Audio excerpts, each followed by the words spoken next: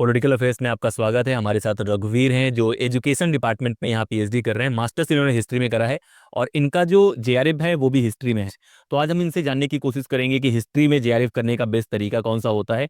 और रघुवीर ने हिस्ट्री ग्रेजुएशन में भी पढ़ा है, जी। तो कब आपका जेआरएफ हुआ और उसकी शुरुआत कैसे करी आप? मेरा जो जेआरएफ है वो मास्टर्स थर्ड या फोर्थ सेमेस्टर में था। और तब उस समय कोविड का जो दौर चल रहा था, तो जून और दिसंबर जो बैच है वो इंटीग्रेटेड सेशंस का जो एग्ज़ाम एक साथ हुआ था। तो मेरा जो जेआरएफ का रिजल्ट आया था वो नवंबर 2022 में आया था। और उसके बाद फिर पीएचडी मेरा Zakir Hussain centre for educational studies में हुआ, जो बेसिकली हिस्ट्री ऑफ एजुकेशन पे ही मैं काम कर रहा हूँ। मतलब हिस्ट्री में ही आप काम हिस्ट्री पे ही काम हो रहा है, सेंटर एजुकेशनल स्टडीज़ है, बट काम मेरा हिस्ट्री पे हो रहा है। तो ये जेआरएफ वाली स्ट्रेटजी कौन सी रही जब आपने जेआरएफ के बारे में पहली बात कब प्लान करा? आपने मास्टर्स में लिया होगा तभी से प्लान करा या कैसे प्लान करा? हाँ, जैसे ही मैं मास्टर में आया तो एक साल के बाद ऐसा जब डिसाइड हुआ कि पीएचडी करनी है, तो उसके बाद ये पता करा गया कि मतलब पीएचडी कैसे करते हैं। तो उस समय ऐसे हुआ कि जेएनयू में half of the seats were allotted for the JRF students. तो 50% सीट्स जेआरएफ से जब होनी है तो उसका रोल पता चल गया कि ना सिर्फ फेलोशिप के लिए बल्कि एडमिशन के लिए भी जेआरएफ बहुत इंपॉर्टेंट है। और बहुत सारे सेंटर तो ऐसे हैं जो सिर्फ जेआरएफ से ही एडमिशन लेते हैं जेएनयू में, जैसे कि मेरा centre Zakir Hussain centre. Sir English भी है उनमें से एक? हाँ, इंग्लिश भी है और C++ भी है। C++ नहीं लेता है, बट कई सारे सेंटर्स केवल जेआरएफ से ही है, जिसमें कम सीट्स आती हैं, 6 या 7 या मुश्किल से मुश्किल 10, जैसे नेशनल सिक्योरिटी स्टडीज़ हो गया। तो थर्ड सेमेस्टर में मैंने या उसके पहले एक बार अटेम्प्ट दिया था, तब नेट हुआ था। उसके बाद दूसरे अटेम्प्ट में मेरा जेआरएफ हुआ। और उसके लिए मैं यही बताना चाहूँगा कि क्या स्ट्रेटजी मेरी रही। तो उस समय चूंकि बार बार एग्जाम पोस्टपोन हो रहे थे और पढ़ पढ़ के एग्जॉस्ट हो जा रहे थे लोग, तो सबसे ज़्यादा जो फोकस मैंने किया वो प्रीवियस ईयर क्वेश्चंस पे किया, पेपर 1 के लिए भी और पेपर 2 के लिए भी। क्योंकि बुक्स वगैरह जितनी भी थी वो मैंने बैचलर्स में, जो भी कोर्स, जो प्रिस्क्राइब कोर्स होता है बैचलर्स में या फिर मास्टर्स में, वो तो पढ़ ही लिया था। थोड़ा बहुत रिवीजन के साथ साथ सबसे ज़्यादा जो प्राइमरी फोकस था मेरा वो प्रीवियस ईयर क्वेश्चन पेपर पे था। तो एक यूथ कंपटीशन टाइम्स एक पब्लिकेशन है, उसका पेपर 1 का भी और पेपर 2 का दोनों का मैंने PYQ अपने दोस्त से वो बुक्स ली और उसी से मैंने पढ़ा। तो यूनिट वाइज पेपर 1 के लिए भी पेपर 2 के लिए भी। बहुत बच्चे कहते हैं कि बहुत ज़्यादा पढ़ना पड़ता है हिस्ट्री में, बहुत सारी किताबें पढ़नी पड़ती हैं। मुझे लगता है कि अगर आप बैचलर से भी हिस्ट्री पढ़ रहे हो, मास्टर्स में भी पढ़ रहे हो, तो अपने कोर्स के दौरान आप इतनी बुक्स पढ़ लेते हो कि सिर्फ रिवीजन की ज़रूरत होती है। और आपको देखना पड़ेगा कि एग्जाम की ज़रूरत क्या है। आप देखिए कि, और वो आपको समझ में आएगा प्रीवियस ईयर क्वेश्चन से। अगर आप प्रीवियस ईयर क्वेश्चन में देख रहे हो कि जिस तरह के क्वेश्चन आ रहे हैं और आपने जो बुक्स पढ़ी हैं वो हेल्प नहीं कर रही हैं, तो फिर आप अपने को एनालाइज करिए, उन क्वेश्चंस को देखिए और देखिए कि इसके लिए हमको कहाँ से पढ़ना पड़ेगा। अगर ऐसा लग रहा है कि ये जो टेक्स्ट बुक्स हमने पढ़ी हैं उनसे ना हो करके जो कंपटीशन की जो बुक्स आती है, जैसे कि हम लोग पढ़ते हैं, आर्या पब्लिकेशन की एक बुक आती है हिस्ट्री पे, काफ़ी मोटी सी बुक आती है। तो उसमें से फैक्चुअल डेटा उसमें ज़्यादा होता है। तो अगर आपको लगता है कि फैक्चुअल डेटा ही आ रहा है एग्जाम्स में, तो फिर आपको उसकी तरफ जाना पड़ेगा और आपको बहुत सारे फैक्ट्स याद करने पड़ेंगे। जैसे कि हिस्ट्री में कई टाइप के क्वेश्चंस आते हैं, सर्सन रीजन का, या फिर क्रोनोलॉजी बेस्ड आता है, या फिर मिलाने वाला होता है। तो उसके लिए टेक्स्ट बुक हो सकता है कि हेल्प ना करे।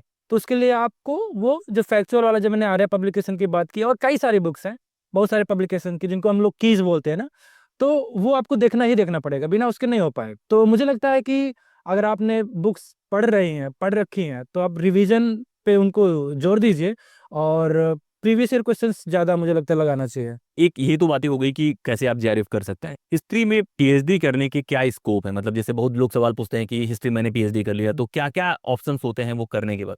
हिस्ट्री में पीएचडी करने के बाद तो ऑब्वियसली पहला तो यही है कि आप एकेडमिक्स वगैरह आपको जाना है, असिस्टेंट प्रोफेसर के लिए आप अप्लाई कर सकते हैं। तो उसके लिए जैसे दिल्ली यूनिवर्सिटी है, जेएनयू, बीएचयू, वो डायरेक्ट इंटरव्यू के लिए बुलाते हैं, आपको शॉर्ट लिस्ट करेंगे, फिर आपका इंटरव्यू होगा। एग्जाम सच वो नहीं होता है। जैसे यूपी में जो होता है, एमपी में होते हैं, कुछ स्टेट लेवल के होते हैं, वो एग्जाम होते हाँ, वो एग्जाम होते हैं। वो अभी जो यूपी का नया शिक्षा आयोग बना है, एजुकेशन कमीशन बना है, वो एग्जाम्स कंडक्ट कराएगा, फिर इंटरव्यू होगा। फिर आपको जो उत्तर प्रदेश के जो ग्रांटेड, जो ग्रांटिंग एड वाले कॉलेजेस हैं, या तो फिर जो फुली गवर्नमेंट एडेड कॉलेजेस हैं, उनमें आपका रिक्रूटमेंट होगा। उसके लिए आपको एग्जाम देना पड़ेगा। वो एक सिलेबस होता है, उसके अकॉर्डिंग आप प्रिपरेशन करिए, जैसे एग्जाम होगा और इंटरव्यू होगा, आपका सिलेक्शन हो जाएगा। एमपी में एमपीपीएससी कराता है, और भी स्टेट्स में पब्लिक सर्विस कमीशन कराते हैं। तो असिस्टेंट प्रोफेसर एक जॉब हो गया, और हाँ, कौन सी जॉब्स? और मुझे लगता है कि आप रिसर्च असिस्टेंट बन सकते हैं, और या फिर पोस्ट डॉक कर सकते हैं, और उसके अलावा बहुत सारे बहुत लोग बार जिनका हिस्ट्री अच्छा होता है यूपीएससी में भी अच्छा करते हैं। बिल्कुल बिल्कुल बिल्कुल, अगर बहुत सारे लोग पीएचडी के बाद इवन सिविल सर्वेंट बने हैं, बहुत सारे कम्पिटिटिव एग्जाम्स की भी तैयारी कर सकते हैं। और एक होता है कि आजकल पॉलिटिकल पार्टीज भी बहुत रिसर्चर को हायर करती थे, डिबेट चल रहे होते हैं, न्यूज़ वाले भी रिसर्चर को हायर करते हैं, तो वो भी एक वो मुझे लगता है कि पैशन और इंटरेस्ट पे डिपेंड करता है। बहुत सारे लोग अगर हिस्ट्री में बहुत अच्छा उनका है तो वो पॉडकास्ट भी शुरू कर सकते हैं, हाँ बिल्कुल। कंटेंट राइट भी कर सकते हैं, कंटेंट राइटिंग भी कर सकते हैं, नॉवेल भी लिख सकते हैं। तो स्कोप की थोड़ी मतलब इसको बहुत ज़्यादा है, आपको सही यूनिवर्सिटी से पढ़ना पड़ेगा। तो जो लोग अभी तैयारी कर रहे हैं, 2-3 महीने बाकी हैं जेआरएफ के लिए जो एग्जाम आने वाला है, उनको क्या सजेस्ट करेंगे आप, जो लोग अभी तैयारी कर। उनको मैं यही सजेस्ट करूंगा कि अभी तक आपने जो पढ़ रखा है रिवाइज करिए। और अगर कई सारे लोगों का ये है कि 2-3 अटेम्प्ट होने के बाद भी जेआरएफ नहीं हो रहा है, तो ऑब्वियसली लोग एग्जॉस्ट हो ही जाते हैं, वही कितनी बार पढ़ेंगे। तो मुझे लगता है कि अपना दूसरे कामों में ध्यान दें। 1 महीना जो लास्ट का है उसमें इंटेंसिव तैयारी करें और प्रीवियस ईयर क्वेश्चंस ज़्यादा से ज़्यादा सॉल्व करें, क्योंकि जितना ज़्यादा आप सॉल्व करेंगे काम वही आएगा। उतना आपने पहले ही पढ़ रखा है, आपने पहले ही पढ़ रखा है। और मैंने जो तरीका अपनाया था, 1 महीना ही मैंने पढ़ा था, मैंने जो तरीका अपनाया था कि प्रीवियस ईयर क्वेश्चन सॉल्व करने के दौरान जो प्रीवियस ईयर क्वेश्चन को जो मैंने बुक खरीदी थी, तो उसमें एक्सप्लेनेशन होते हैं, वो तो मैं पढ़ रहा ही हूँ।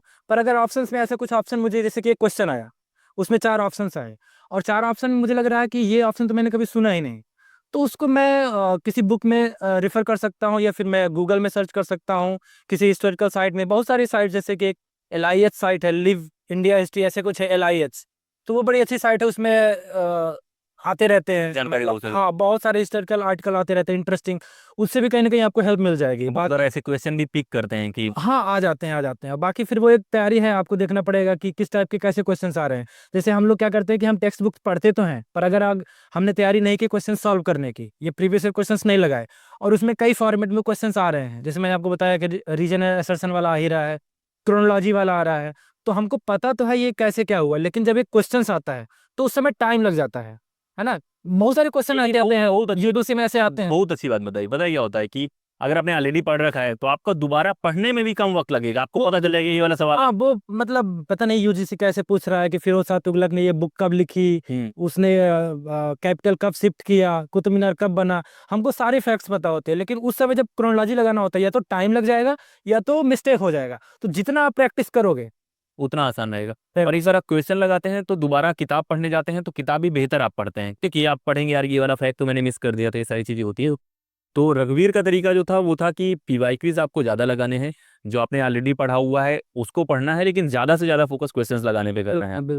तो ये तो तरीका था रघुवीर का। बाकी ऐसे ही आप लोग करते रहें जेआरएफ की तैयारी, और भी जो वीडियोज आपको चाहिए, अगर रघुवीर के साथ कोई वीडियो चाहिए या उनसे कोई सवाल है तो पूछ सकते हैं, मेरे से कोई सवाल अरे, मैं है सोच भी रहा था एक व्हाट्सएप ग्रुप बनाने का। मुझे लगता है अगर आपके व्यूअर्स चाहे तो आप अपने डिस्क्रिप्शन बॉक्स में लिंक दे सकते हैं। बिल्कुल। अगर और आप ये वाला बनाना, रघुवीर का एक डिस्क्रिप्शन में डाल दूंगा इसमें, अगर आपको हिस्ट्री से रिलेटेड कुछ चाहिए हाँ, तो मुझे सीनियर जेआरएफ के लिए तो मैं हेल्प कर सकता हूँ, मतलब वीक में एक दिन डाउट सेशन रख सकता हूँ या फिर ये मैं पसंद करूँगा। अगर आप में से किसी को भी हिस्ट्री से 1-to-1 सेशन चाहिए या क्लियरेंस चाहिए या क्लैरिटी चाहिए उन चीज़ों को लेके, तो आप रघुवीर से मैं कनेक्ट कराऊंगा आपको। और ऐसी वीडियोज हम लोग लेके आते रहेंगे। आपका काम सिर्फ इतना है, खुद से पढ़ना है, खुद पे भरोसा करना है और बड़े सपने देखने हैं और मेहनत करना है, क्योंकि मेहनत करने के बाद ही ये सारी चीज़ें होती हैं। तभी आप यहाँ पे हवा में बैठ के एंजॉय कर पाएंगे। हम लोग बैठे हैं जेएनयू कैंपस में। इस वीडियो में इतना ही। जय हिंद।